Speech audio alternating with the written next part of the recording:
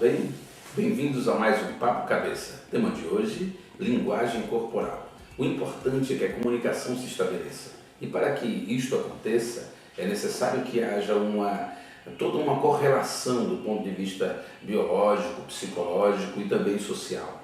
Quando há esta correlação, então você começa a se proteger a partir de totens, a partir de posturas, de ideias e todo um processo do emissor, do receptor.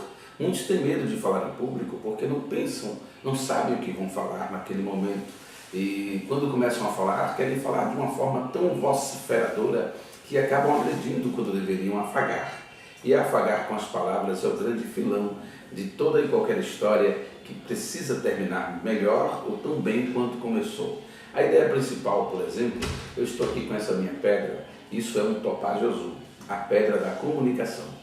Então você pega um totem, pega uma proposta e cria uma memória dos sentidos. A memória tátil, a memória auditiva, a memória visual, a memória olfativa, são memórias que vão te ajudar no processo de comunicação. Como já falei, o importante é que a comunicação se estabeleça. Alguns de nós temos mais medo de falar em público do que, por exemplo, morrer. Tem muita gente que não teria nenhum problema de morrer, mas tem muito medo em falar em público, porque não sabe se utilizar das mãos, da proposta, de como chegar. Alguns têm medo da própria voz, outros não sabem chegar no ambiente. A primeira dica de hoje é essa. Em todo dizer, existe um querer dizer. Logo, quando você fala alguma coisa, você tem que antes falar com alguma expressão do seu corpo. Por exemplo, os olhos. Antes de falar, cumprimente o público com os olhos. Olhe, perceba, receba a pessoa, recepcione também através das mãos, do seu corpo. Use o seu corpo antes do som da voz, de forma carinhosa, de forma inteligente, de forma interessante, para que o papo se torne muito melhor e que as pessoas passem a gostar daquilo que você está fazendo. Antes de falar, cumprimente o público com os olhos, ou melhor, com todo o seu corpo. Esta é a primeira dica. A segunda é, não atropele as palavras, pronuncie as vogais. Por exemplo, tem gente que fala paroxistonalmente inoxidável, não precisa falar assim, você fala paroxistonalmente inoxidável.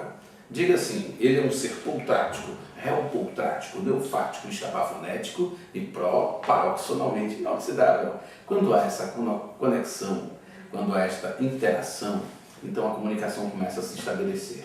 A ternura, a proposta do olhar, a proposta da pronúncia da voz, como também a respiração e usar todo o aparelho fonador em seu benefício, além de ter consciência daquilo que você vai falar, ter bem firme aquilo que você quer falar. E é importante que você comunique aquilo que você gosta de comunicar, uma coisa que você tenha prazer e acredite que faça muito bem. Quando isso ocorre, a comunicação se estabelece de uma forma muito interessante, muito inteligente e assim se dá o processo de comunicação e, portanto, o processo de oratória que é a rainha de todas as artes, porque ela fala de todas as ciências. Sendo assim, eu gostaria neste momento de trabalhar com você um outro tema muito interessante. Voltando à memória dos sentidos, é importante salientar que quando você fala, você deixa ou imprime em alguém alguma forma de estímulo dos sentidos daquela outra pessoa. Por exemplo, você tem que colocar um perfume em sua voz. Um perfume, para quando a pessoa te ouça, não só os seus ouvidos sintam que você é uma pessoa afagadora, uma pessoa delicada no falar, mas também ele diga assim, rapaz, eu sinto um perfume especial quando ouço aquela pessoa falar. Parece um paradoxo, mas não é. Você usa a memória dos sentidos da outra pessoa, você se sente bem, a memória tátil, a memória olfativa, a memória visual, a memória auditiva, como já falei, e essa pessoa se sente bem. Então você tem que entrar na proposta da oratória a fim de fazer com que a outra pessoa se sinta realizada, importante e reconhecida por você. Você precisa fazer melhor do que você já faz para imprimir essa energia no outro. E sendo assim, e quando isso acontece, a vida se torna mais feliz, em todos os sentidos, mais feliz.